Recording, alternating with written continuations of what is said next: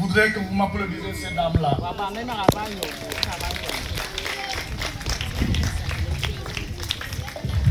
Donc, bravo les braves dames. Vous alliez deux choses qui me paraissent très difficiles, mais pas impossibles. La vie professionnelle et la vie sociale. Vous êtes à la maison au caprice des hommes. Vous êtes à l'école et vous êtes en train de faire un travail extraordinaire. Donc, nous demandons d'abord au chef de village de venir donner quelques mots. Le chef du village, vous êtes appelé ici.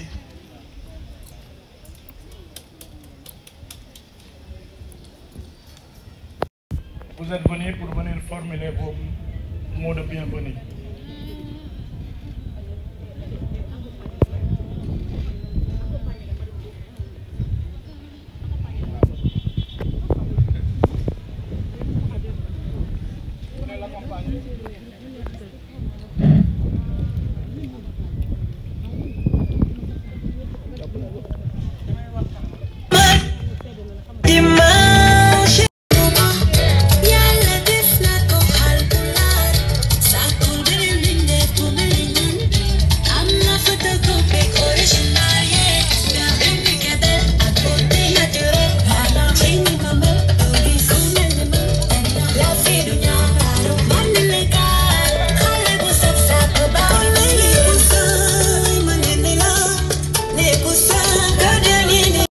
Chers inspecteurs, chers collègues, chers élèves et parents d'élèves, distingués invités, mesdames et messieurs, c'est avec un immense honneur et une profonde émotion que je vais m'adresser à vous aujourd'hui au nom de l'Amicale des femmes enseignantes de Tivaouane Peulh pour célébrer cette journée de l'excellence, une journée de lumière, d'inspiration et de reconnaissance. Permettez-moi tout d'abord d'exprimer ma gratitude à notre parrain, Papis Momar Sokhna Diop, maire de notre belle commune, pour sa disponibilité et son engagement constant envers l'éducation. Je voudrais également saluer chaleureusement notre marraine, Madame Faye, infirmière chef de poste de Tivaouane Peulh, figure de dévouement et de courage dans le domaine de la santé. Merci d'avoir accepté cette initiative. Vous représentez pour nous femmes un modèle de persévérance et de service de la communauté. Cette journée n'est pas une simple cérémonie. C'est une reconnaissance de l'engagement, du mérite et du travail acharné.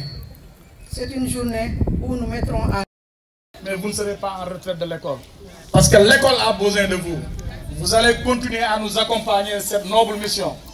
Et nous comptons sur vous, monsieur l'inspecteur. Bravo encore. L'école sénégalaise est fière de vous. Et nous sommes fiers de vous. Les braves dames sont fiers de vous. L'engagement, la motivation, cela ne me surprend pas. Je vais vous expliquer une anecdote.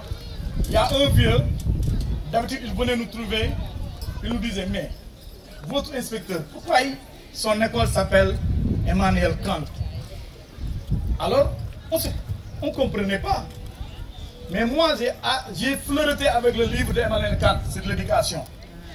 Alors j'ai compris pourquoi il a choisi ce nom. Bravo l'inspecteur. Emmanuel Kant a beaucoup parlé sur l'éducation. Emmanuel Kant a beaucoup parlé sur la morale professionnelle. Emmanuel Kant a beaucoup parlé de vertu. La morale doit être universelle. Bravo l'inspecteur. Bravo encore monsieur l'inspecteur. La parole est à vous. Merci de ces éloges. Merci l'Assemblée. Merci à tout le monde. Je voudrais d'abord saluer monsieur le parrain, madame la parraine aussi également. Comme ça, la marraine. Voilà, la marraine, c'est vrai. C'est vrai. Madame la marraine. Donc, je voudrais saluer ces deux-là. Parce que ce n'est pas évident d'être choisi comme marraine ou bien comme parrain du moins. Parce que cela suppose des qualités que les gens voient en vous et que par cela qu'on essaie de transférer le modèle au niveau des élèves. Après cela, je voudrais saluer la cérémonie, cette cérémonie solennelle. À chaque fois qu'on se rencontre autour des enfants, c'est un grand plaisir pour tout le monde de se retrouver pour célébrer l'excellence. en créant cette rencontre, cette cérémonie, vous avez fait preuve de niveau de secteur. Mon secteur est le plus important dans la société. Et en ce moment, je m'engage, je fais tout ce que je dois faire pour que dans le secteur que j'occupe, si chacun analyse comme ça sa situation dans le pays, il est évident que ce pays-là va marcher.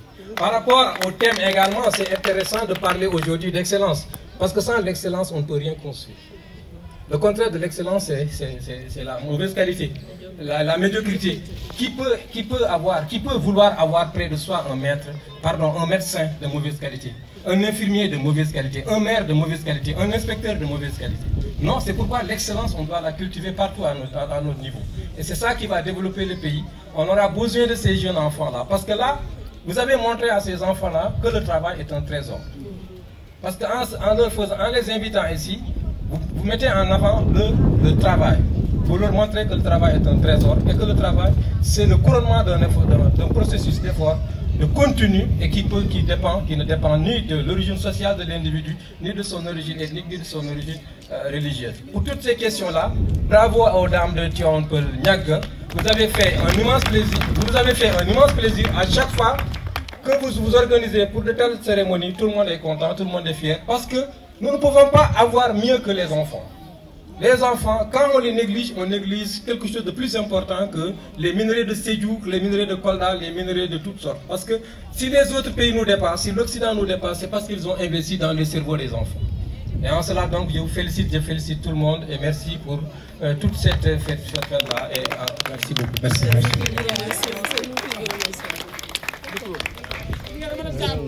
On l'applaudit encore, bravo, monsieur l'inspecteur.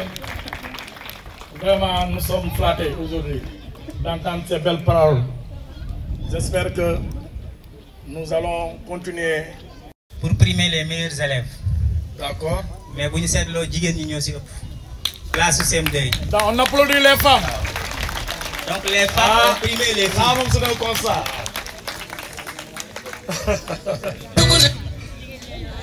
DJ, Adja Mohamed. Donc nous sommes ci CM1 bi.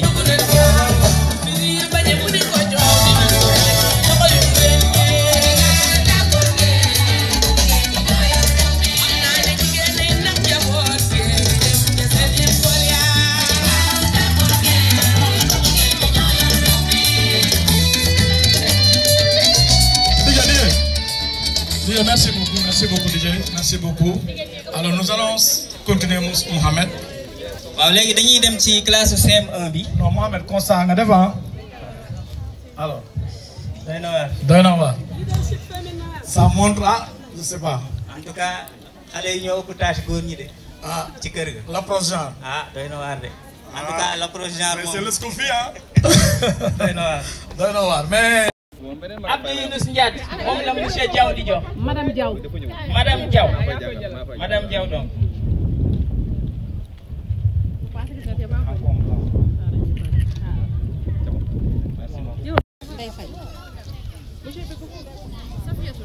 Voilà, donc on va commencer par Ndeye Faye. Ndeye Faye, oui. Madame Sène. Madame Sène. Madame Sène case des tout petits. Le prix de Ndeye Faye. Non, Apix 1. Ndeye Faye. Madame Sène Apix 1. On va remettre le prix. Ndeye Faye. Madame Sène Apix 1. Madame Sène mi ngi fi. Non, non, elle est absente. maire dëgg la maire du mooy wër di wax lii laa def waaye sañ na nag ñi muy jëflanteel di leeral parce que leeral boobu aussi bu ku nekk jógee ci commission buñ ko dénk leeral la nga xam ni maire def na ko bu yàggee dinañ ci mën a teg bët man ci éducation sañ naa ni bi ma fi nekkee ba léegi xam nañ ni école bi amuloon mur de clôture ñëpp xam nañ ko inspecteur bi mën na ma témoigner ndax fii moomu fi jiitu jàngale dem ma ñëw te bi ma fii nekk charrette yi fu ne lan doon aw di dem ak a ñëw ma gis maire mu jàpp ci clôturer école bi ñu ni déet ma ni ko école booba de école boo xam ay 1000 élèves et quelques la woon bi ma fii nekk école TP1 rek maire ma ni ko amul toilette mu tabax 8 box yële nekk ca ginnaaw ngeen di seen nële ca boori porte bu mag ndaw bi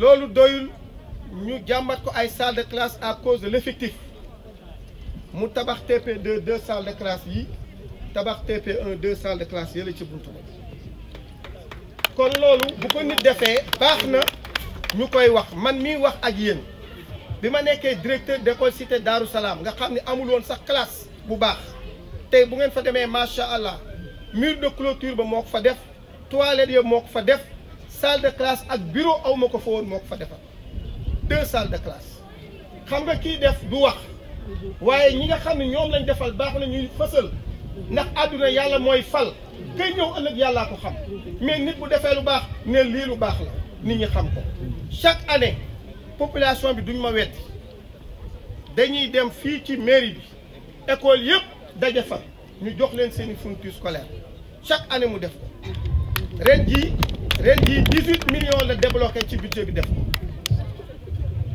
100 000 francs waaw loolu bu ko maire dee def may dégg man ñu naan deful dara du ma neex man monsieur Niang donte man ak moom des fois Amina mi man na ma seede des fois ma jonj ko mais jonj boobu du pour compte ko waaye pour mu góorgóorlu moo tax parce que mi ngi def nag te bala ngaa xam ni moo def nga jóge fi bàyyeeku dem feneen boo demee feneen gis ni li am fii amul foofa ngay dellusiwaat doo ko xam ne ñii ñu ngi liggéey man naa ne IEF Sangalkam les communes de Tivaouane Peulh de Bambilor et de Sangalkam ñu ngi koy de Tivaouane Peulh ñu ngi bay seen waar en matière d'éducation donc loolu bu amee nag baax na ñu koy fësal sous les yeux des populations may jeexalee ni Amina maa ngi lay remercier c'est le chef de cabinet du maire taxawu ko fu ne nag jàppale ko fu nekk. waaw on l'applaudit waaye Amina waaye. yàlla xam na ni démb laa ko wax.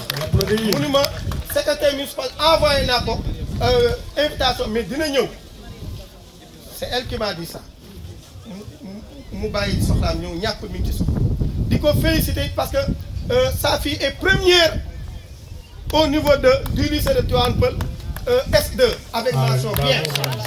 waaw xam nga loolu nit du fay ci neen maanaam tey boo defee ndax yàlla moo lay fekk bu la ko joxul yow sa njaboot la koy jox loolu moo tax ñu kontaan ci loolu di remercier conseillère Wali Silla moom aussi ñoo seq commission éducation toujours fu ma taxaw mi ngi ci wet di ñu jàppale forum bi amoon sous l'initiative de l'IEF ñoom ñi ñoo ko organisé ñoo accueillir ñoo taxaw ñoo joxe léegi maire aussi def ca lam ca def loolu bu amee baax na ñu koy fësal nit ñi di xam ne.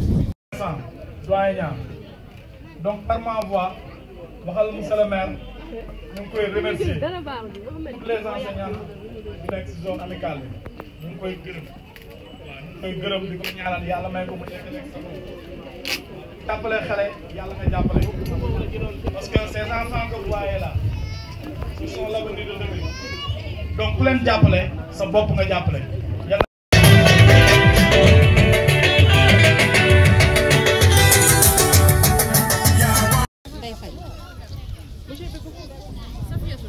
Voilà, donc on va commencer par Ndeye Faye.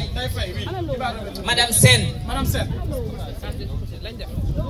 Madame Sène, case des tout-petits. Le prix de Ndeye Faye. Non, non, Apix 1. Ndeye Faye. Madame Sène, Apix 1. On va remettre le prix. Ndeye Faye. Madame Sène, Apix 1. Madame Sène, mi ngi fi. Non, non, elle est absente. Vous n'avez pas beaucoup de programme. Vous n'avez pas de programme. Khady Ndoye bu TP4. Khady Ndoye TP4. Madame Diop bu TP3 moo koy jox prix bi. Ah d'accord. Ouais, c'est clair. Khady Ndoye. Khady Ndoye bu TP4. Khady Ndoye TP4. waaw Madame Diop bu TP3 moo koy jox prix bi. Ami Faye bu Apix 1. Ami Faye. Madame Ndaw. Madame kii bu Diop mu ngi nii TP3. Non, l'élève n'est pas là. L'élève amul représentant. Représentant, c'est là. Ami Faye. Khady Ndoye. Ami Faye. Ami Faye yow. ñu ngi woo Soxna Maguette Camara bu Apix 2. Ah, là moom quel oui. Apix 1. Madame Ndiaye TP4 moo koy jox prix bi. Madame Ndiaye TP4. mu ngi nii. Ana Mariama Cissé. Non, directeur moo koy jël. Mariam Cissé, elle est absente. Elle n'est pas là. Oui. APIX 2, Safiatou Dem Diouf. Safiatou Dem Diouf, qui va remettre? Monsieur Fall, correct. Monsieur Fall, correct. Voilà, vous mettez le prix. Safko, Aïssatou Diallo. Aïssatou Diallo, Safko, élève de CE2. Aïssatou Diallo, Safko. De la journée empêchée à l'occasion de la première journée de l'excellence organisée par l'amicale des enseignants de Tivaouane. L'honneur est autant plus grand que je tiens à encourager l'initiative prise par les enseignantes de primer les élèves méritants. Une première, mais à pérenniser, dans la perspective d'installer une concurrence saine et une émulation chez les apprenants. En outre, Madame la Présidente, je vous prie d'élargir cette belle initiative à toutes les écoles publiques et privées de la commune, afin que l'impact soit plus grandiose. Mieux, poussons la réflexion à primer certains enfants orphelins, victimes d'handicap et même démunis, afin de leur offrir une chance de réussite. En tout état de cause, je m'engage ici, au nom du maire, que nous tenons à accompagner cette initiative tant qu'on est là. Enfin, votre engagement inspire et grâce à vous, nous croyons une révolution éducative audacieuse, capable de grandir notre commune, produisant ainsi des citoyens responsables, capables de transformer qualitativement demain leur environnement. Chers invités, chers parents, je vous remercie de votre attention. Vous me permettez, ma ñëw ci olof jéem a wax lu bari parce que c'est une opportunité pour vous êtes venus pour venir formuler vos mots de bienvenue.